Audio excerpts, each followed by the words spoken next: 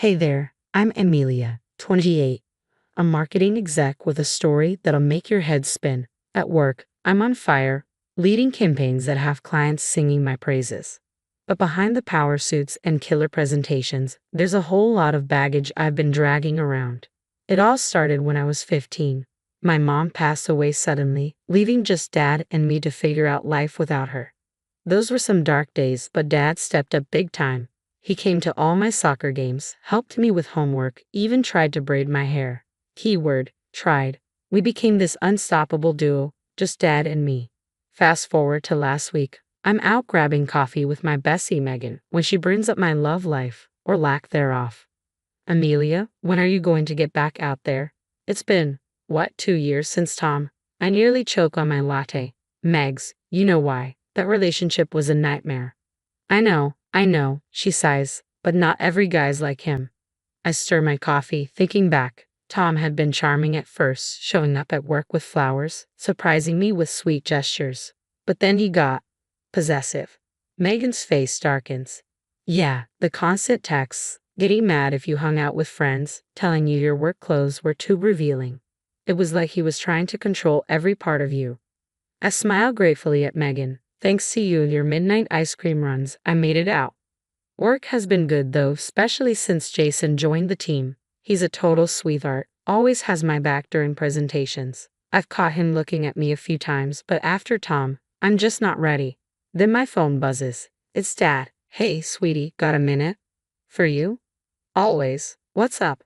He pauses, and I can practically hear the grin in his voice. I've got some news. I'm engaged. I nearly dropped my phone. Dad, that's amazing. Tell me everything. He laughs, sounding younger than he has in years. Her name's Caroline. She's 40, works in publishing. We met at that charity golf tournament last month. You know, the one you couldn't make. We talked for a while, and I find myself genuinely happy. Dad deserves this. So when's the big day? I ask. We're thinking fall. Actually, I was hoping you'd help with some of the planning. Are you kidding? I'd love to. Over the next few weeks, though, things start to feel off. Dad's being vague about certain details, rushing off my questions about the guest list or the best man.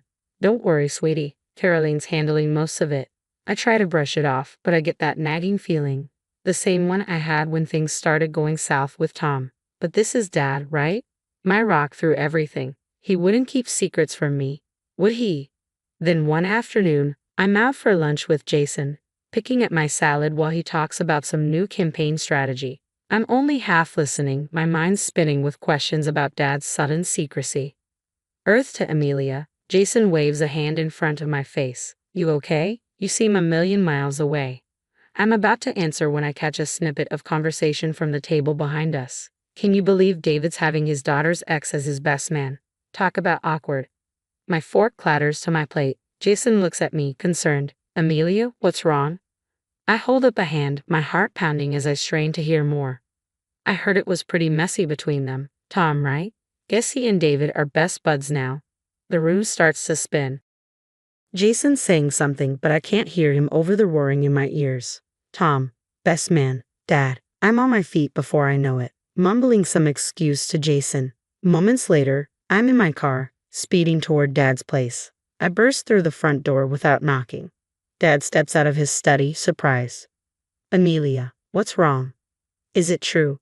My voice shakes. Is Tom your best man? The color drains from his face. How did you? So it is true. I feel sick. How could you? Dad's expression hardens. Now, Amelia, let's not blow this out of proportion. That was years ago, he says, dismissively.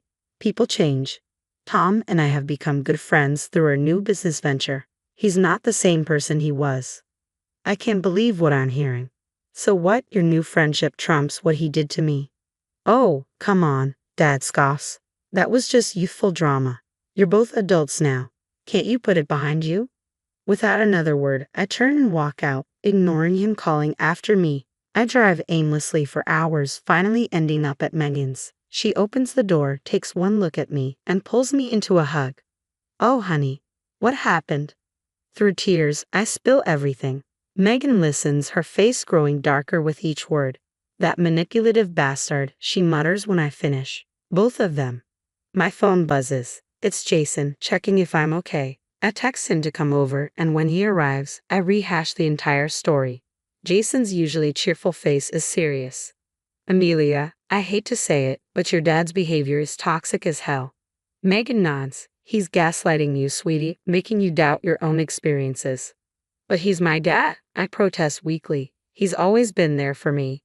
Now he's choosing your abuser over you, Jason says gently. That's not okay. They're right, and I know it. The dad I thought I knew would never do this. This person, he's someone else entirely. I can't go to that wedding, I say finally. I won't. Megan squeezes my hand. We've got your back, no matter what. Jason nods. Your mental health comes first. If your dad can't see that, it's his loss. Sitting there, surrounded by my true support system, I feel a weight lift. This isn't okay. None of it is. But I'm not alone, and I'm done letting toxic people, even family, dictate my life. The next few weeks are a nightmare. Dad goes nuclear, blasting me on social media and to anyone who will listen. To him, I'm a selfish, ungrateful daughter who can't be happy for her poor, widowed father finally finding love. My phone lights up with messages from relatives I haven't heard from in years. How could you do this to your father after everything he's done for you? You're tearing the family apart. I want to scream. They don't know. They don't understand. Work's not much better. I overhear whispers in the break room and see people go silent when I walk by.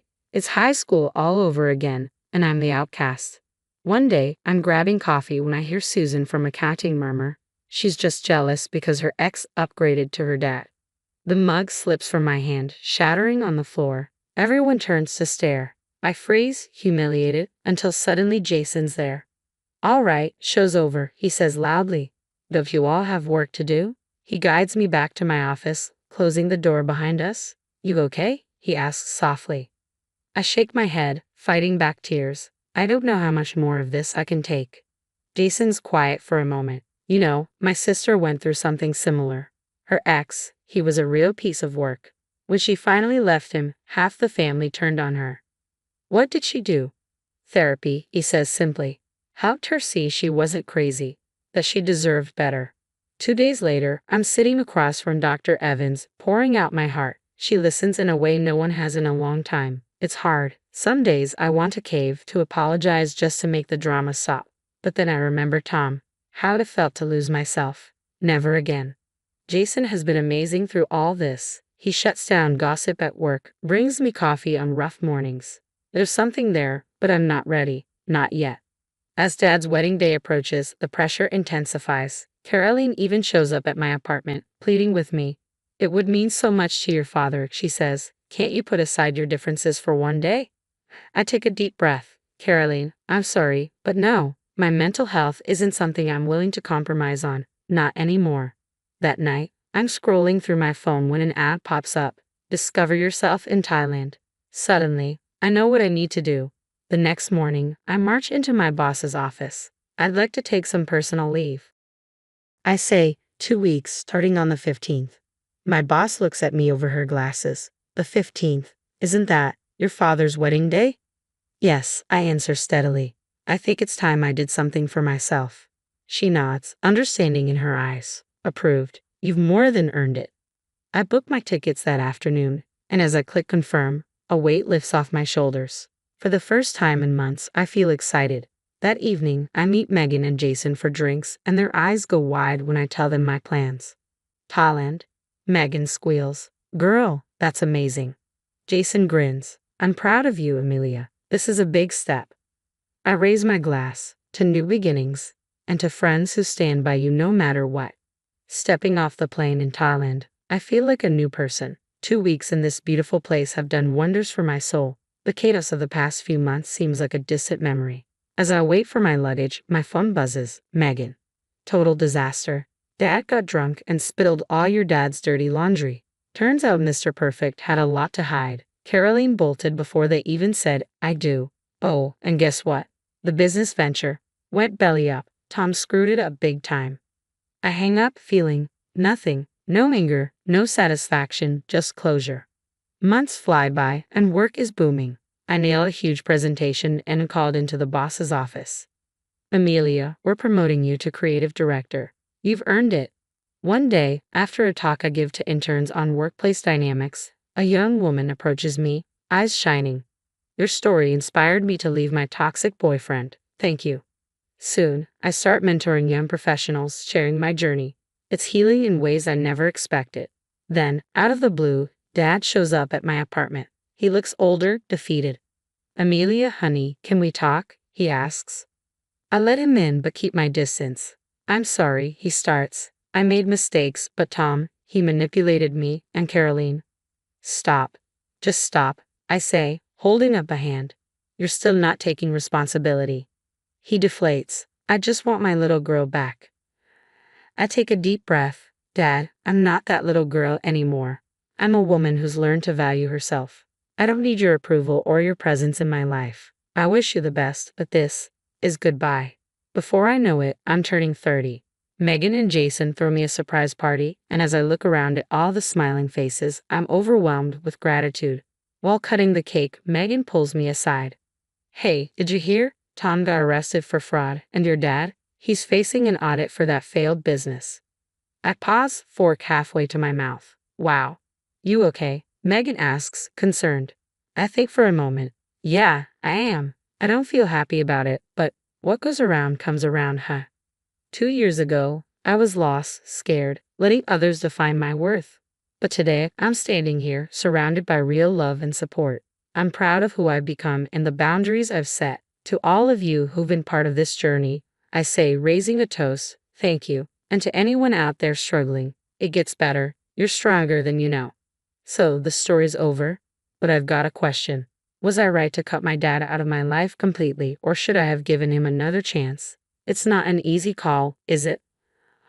On one hand, family is family, but on the other, toxic behavior is toxic behavior, no matter who it comes from. What would you have done in my shoes?